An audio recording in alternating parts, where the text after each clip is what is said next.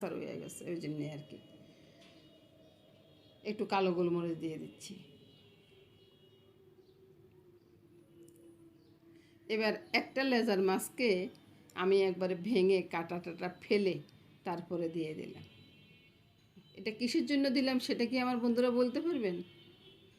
তরকারির স্বাদটা কিন্তু একবারে অনেক গুণ বেড়ে যাবে, অনেক গুণ বেড়ে যাবে।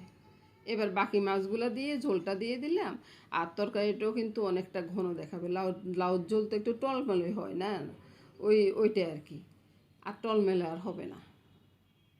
ঝোলটা দিয়ে দিলাম। এখন এত গরম পড়তেছে, এত গরম পড়তেছে, একটু লাউটাও ঠান্ডা তরকারি না খেলে নয়। আর লাউতে তো আমি লঙ্কা দিই না, সেটা আমার বন্ধুরা মনে আগে থেকে জানেন। এই তো লাউ তরকারিটা হয়ে গেছে, এবার নামানোর পালা।